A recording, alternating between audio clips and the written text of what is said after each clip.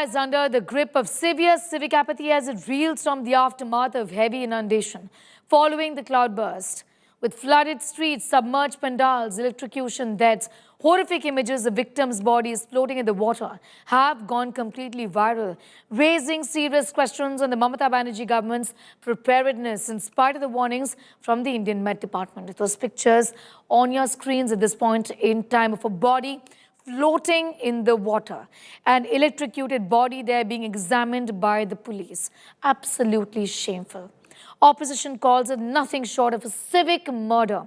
And all of this comes as the city was preparing to celebrate Durga Puja, with the festive spirit now completely dampened by this deluge. Take a look at this ground report from the city of Joy.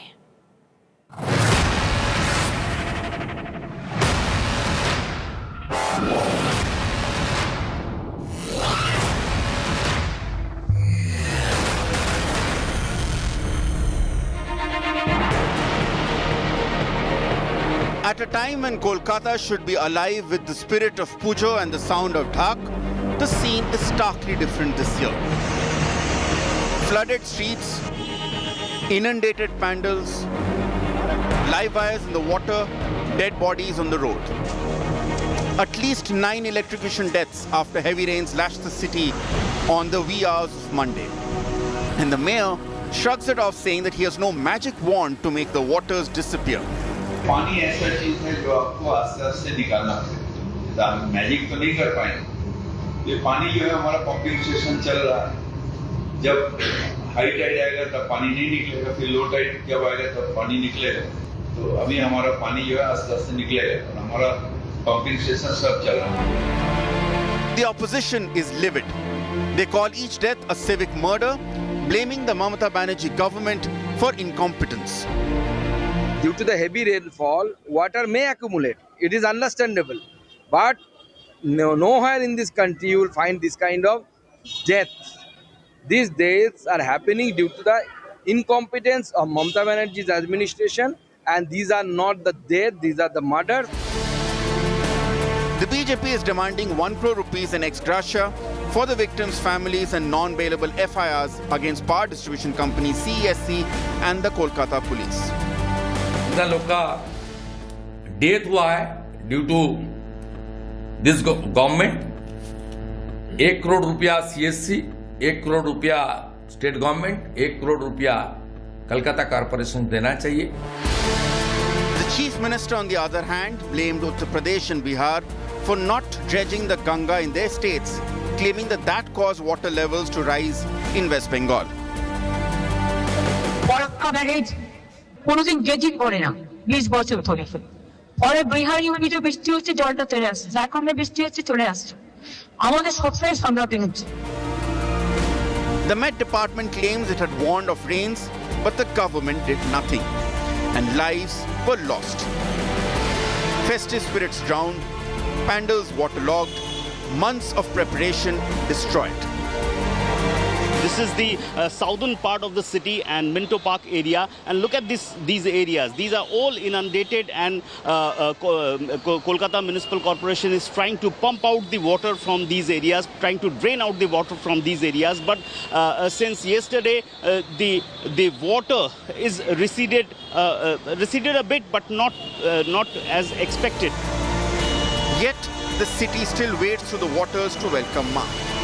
But the question echoes, will this wake-up call finally force accountability for such blatant apathy? With Anupam Mishra in Kolkata, Bureau Report, India Today. I'm going to go straight across to my colleagues, getting in more details of that big story that they've been tracking. Tapas Sengupta is live with us from Kolkata. Anupam Mishra also from the city of Joy. Not a city of joy anymore. Distressing pictures.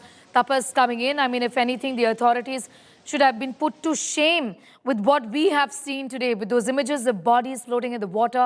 A man lies electrocuted there. To tell our viewers, these are very distressing pictures, and we advise viewer discretion. You know, given the situation, how are they now responding? I understand that there has been, you know, unprecedented rains here, but how are they now looking at this? Let's say the political war has already begun. Following Yes. the deluge we had seen yesterday and today as well, it's a blame game going on between the opposition parties and the Trinamool Congress, the state government. The state government chose to put the onus on the CSC, the power distribution company. However, the CSC have given a statement yesterday stating that all the deaths that happened was not because of fault Okay. on the part of the CSC. And now the situation is improving slowly and steadily. There are few pockets still in Kolkata which are submerged, but in majority of the locations, the situation is coming back to normalcy. But politics is speaking up, and in one hand, when BJP is calling this act as an equivalent to murder, the state government is putting the onus onto the central government, alleging that proper dredging is not done in DBC and Maithon dams, and that's the reason that when the water flows down to River Hooghly, it affects Kolkata. That's what the excuse that the state government is giving. But it is very unfortunate the kind of visuals that we have seen in the city of Kolkata, the city of joy, as we know. But this is again not perhaps for the first time that we have witnessed such incidents. There have been series of such incidents happening since last few years when instant rain happens in Kolkata. Similar electrocution takes place in Kolkata and other parts of West Bengal as well. And whenever such situation happens, the blame automatically shifts to the power distribution company. But we haven't seen Absolutely. any stern action from the state government as yet, or any legal action against the power distribution company if they are really responsible as the state claims. Back to Well, you. absolutely. If they aren't, then who is really? It's absolutely shameful pictures from Baliganj in Kolkata are there that we've put out for our viewers. And remember, this is the festive season. We're just waiting for the Puja to start, Anupam. And look at how the spirits of the city are getting dampened here. Not just the rain, but floods. The apathy that we see, there are people dying, there's electrocution. I mean, 10 people have lost their lives at the end of the day. Absolutely, it's extremely Yes. sad that these people have to die in a situation where electrocution was happened. And since you have to understand that two things. One thing is there, the Kolkata has received a rainfall which is unprecedented and never seen in recent years. That especially the southern part of Kolkata, and that is what TMC is saying. It's a full-blown political war going on between TMC and BJP on this issue. And TMC is saying that Kolkata had received unprecedented rainfall, and if any other city would have received such rainfall, the situation would have been same. On the other hand, BJP is saying that when IMD had issued the alert, why Kolkata mayor and administration did not take adequate measures, and they are blaming straight away to the Mamata administration for the situation that unfolded since yesterday morning. And we have roamed around different parts of Kolkata, especially southern part of Kolkata. Few areas have still got water and they have not receded fully. Major parts of Kolkata, the water has receded, but still there are areas, low-lying areas where water is still there. So this is a very long period, and people had to face electricity cuts. They'll have to face very extreme conditions, difficult conditions to reach their offices or from office to home. So these are the situations where people were angry, and that is why BJP is blaming TMC government for whole this situation which has erupted since yesterday morning, especially the death. On the other hand, TMC is saying that this is not a right situation to do politics. BJP is doing a politics over dead bodies, and the full-blown political war game is going on between BJP and TMC over this issue. I mean, the opposition, of course, is asking questions, and the people also are asking questions of the government, of the administration, in a situation when we deserve just so much better than this nonsense that has been given to us. The streets are flooded, people are dying. What does the government expect? Not to answer questions? I think that's a very false and that's a very wrong sort of an expectation for a government to have. I'm going to leave it at that for the moment. Tapas, Anupam, putting that story into perspective for us. Now from the...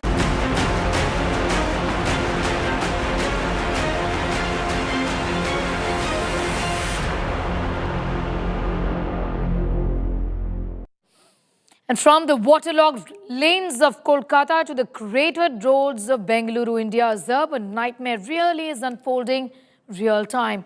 Civic infrastructure is collapsing, lives are being lost, accountability is missing here. Kolkata reels from electrocution deaths in flooded streets.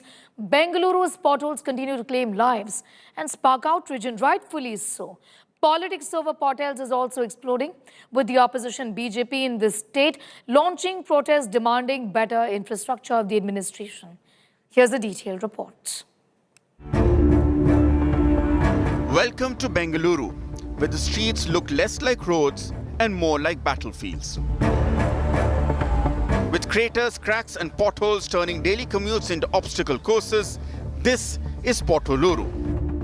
This entire stretch has huge potholes and craters, and even you can see the ambulance which is struggling to cross this particular road. They have to cross huge potholes even on this particular road every single day. The commuters had to leave at least 30 minutes prior to their destination just to cross these kinds of roads in Bengaluru city. As potholes continue to swallow Bengaluru's roads, the city is witnessing a fierce political showdown.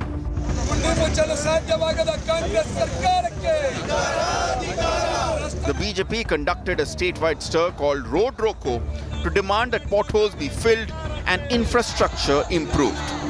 In some areas, BJP leaders have taken matters into their own hands. They have filled the potholes themselves. In Congress government, Siddaramaiah-led government, wherever we go, there is a pothole. Wherever you go, there is a pothole. That is the reality of Bangalore. This is a pothole. Today we fill. Today this pothole we fill today only. Just today, sir. BJP Karyakarta by own, we are filling this all the things. Chief Minister Siddaramaiah has promised swift repairs and has given officials a 1-month deadline to fix the roads. But Deputy Chief Minister D.K. Shivkumar suspects a political conspiracy. ನಾನು ದೆಹಲಿಗೆ ಹೋಗಿದ್ದೆ. ದೆಹಲಿ ಎಲ್ಲ ಒಂದು round ನೋಡಿದೆ. ಇದೆಲ್ಲ ಆದ್ಮೇಲೆ ನೀವೆಲ್ಲ ನಿಮ್ಮ ರಿಪೋರ್ಟ್ ಹೇಳ್ಬಿಟ್ಟು ಅಲ್ಲೆಷ್ಟು ಗುಡ್ಡಿಗಳಿದೆ, ಪ್ರೈಮ್ ಮಿನಿಸ್ಟರ್ ಮನೆ ರೋಡಲ್ಲಿ ಎಷ್ಟಿದೆ ಅನ್ನೋದು ಕೂಡ ತಾವೆಲ್ಲ ನೋಡ್ಬೇಕಾಗ್ತದೆ ಬಂದು. ಬಟ್ ಇದನ್ನೇ ದೊಡ್ಡ ಎಲ್ಲ ಮಾಧ್ಯಮದಲ್ಲಿ ಇದನ್ನ ಮುಗಿಸುವಂಥದ್ದು ಬರೀ ಕರ್ನಾಟಕ ರಾಜ್ಯ ಒಂದೇ ಅಲ್ಲ. ಬಿಜೆಪಿ ಕಾಲದಿಂದನೂ ಮೊದಲು ರೋಡ್ಗಳು ಚೆನ್ನಾಗಿ ಮಾಡ್ಕೊಂಡು ಬಂದಿದ್ರೆ ಯಾಕೆ ಹಿಂಗಿತ್ತು? Meanwhile, prominent citizens of Bengaluru are targeting the civic body. Remember, this protest comes just days after tech giant Blackbuck announced plans to relocate. Whether it's political rivalry or administrative lapses, Bengaluru's pothole crisis highlights a shared failure. What Bengaluru truly needs is for everyone to stop pointing fingers and start paving the way forward. With Sagai Raj and Nagarjun Dwarkanath in Bengaluru, Bureau Report, India Today. All right, the big question is, will that happen? Will the authorities then stop pointing fingers and do what is needed to be done? That is, fix these potholes on a priority basis at the end of the day. That really is their job. Sagai Raj is getting in more details, has been tracking that story relentlessly and is joining us live from Bangalore city at this point in time. Sagai, you've been looking at these reports, of course, filing the ground reports and sending us what the Bharatiya Janata Party has been saying, but that doesn't solve the problem at the end of the day. Yes, it puts the spotlight on the issue. The government says we need a month. Is that all that they require to fix this problem? Is that a real picture? A realistic picture, rather?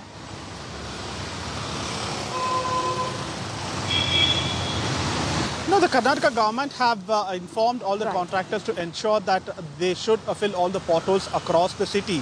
And even D.K. Shivkumar, when he spoke to India Today in our conclave, he has categorically mentioned that he has counted potholes, and there are reports that there are 5,000 potholes, but he says there are more than 10,000 potholes. He himself have got the numbers, and they claim that they will be able to finish in a month. However, the Chief Minister have asked all the contracts to ensure that they speed up the work and finish the job and ensure that there is a smooth corridor for everybody. As I speak now, you can see we are on Richmond Road and there are multiple potholes in this particular road. And this is one of those important roads here in heart of city in Bengaluru, and people have to cross these potholes every single day when they are commuting. And in fact, if you have to reach a spot in an hour, people take 1.5 hours. So they have to leave 30 minutes prior to the destination time. And that's how the people are taking these kind of trouble traveling every single day in the city. You know, at the end of the day, Sagay, we've seen this familiar story play out year after year, and it's been happening for a very long time, you know, of people dying. Unfortunately, it's just been normalized in the city of Bangalore, with people now, in fact, having to navigate through the traffic. There are accidents and there are deaths because of these potholes. But now, with IT companies actually issuing an ultimatum and saying that, listen, we can't put our employees through this. Now we're going to be leaving the city. You do what you have to do because we can't live here anymore. The city is unlivable. Is when we saw these reactions coming in from the government saying, hold on, we are at this. We are fixing this, isn't it? They had to be, you know, in the way shaken up from their slumber in a sense, isn't it? It's okay. Absolutely. Bengaluru is an international city, and a lot of travelers who visit the city have also highlighted the poor infrastructure, especially the roads as well as the footpaths. And it is high time that the Karnataka government, which should take cognizance of these civic issues and address these kind of issues. And the larger question is, Sneha, that we are well aware that post-monsoon there might be potholes which will appear. Post-monsoon there will be a lot of problems. Why there are no precautionary measures taken? Time and again they have witnessed these kind of potholes every single year, but still the government have not woken up, the administration has not woken up, the bureaucrats are not woken up. They are still sleeping, and they wake up only when there is any kind of untoward incident has been reported. That's when they realize, yes, we need to work on those potholes, we need to fill those potholes. Why you need to give so much time for all those things? Ultimately, the taxpayers have to suffer because they don't get a better corridor in the city. I'm going to leave it there for the moment. Sagaraj getting asked those details, with the government, of course, saying that we're going to opt for these solutions, you know, fix these potholes in a month's time. Be patient is what the government says. It's not a problem unique to Bengaluru city. It happens in other cities as well. But the fact of the matter is that Bengaluru city and Karnataka, by and large, has been in news for these potholes and all, of course, for the wrong reasons. The images on your screens at this point in time. From Bengaluru to this big developing story in Delhi city. A self-styled godman at a prominent Delhi ashram is facing some serious molestation allegations from multiple female students. From obscene messages to threatening students, the scandal continues to unfold. Here's a look at this report.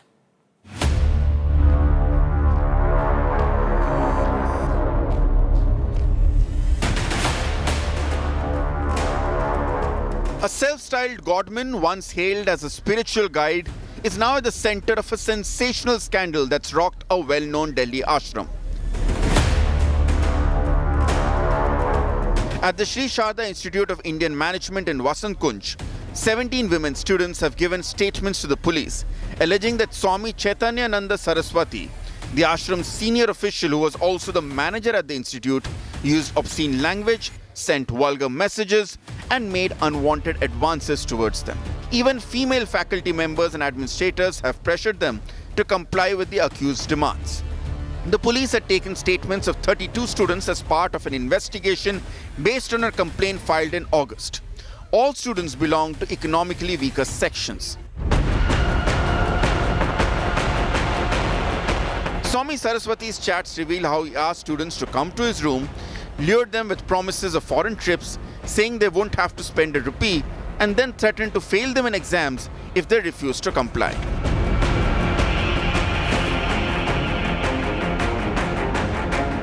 The police have seized a flashy red Volvo fitted with a fake UN number plate used by the accused.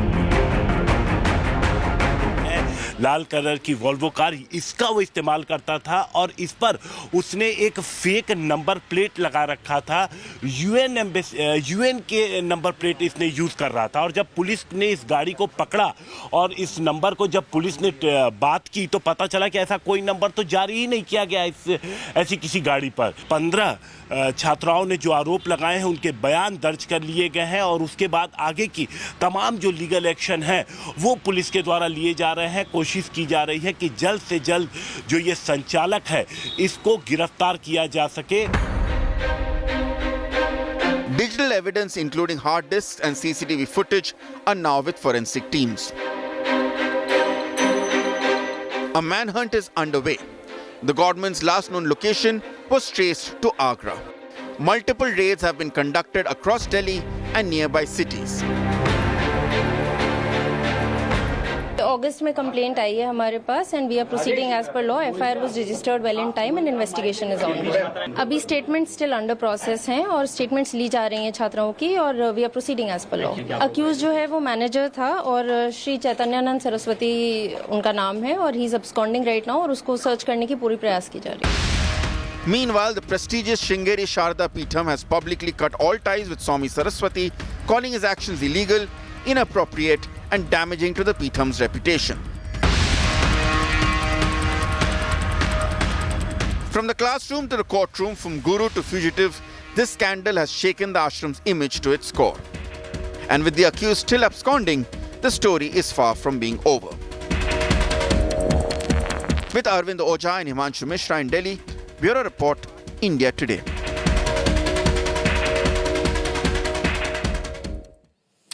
And with that, it's time for a quick break. Here on the other side, the name is Khan. This time, it's Aryan Khan. Khan has answered all his critics in style.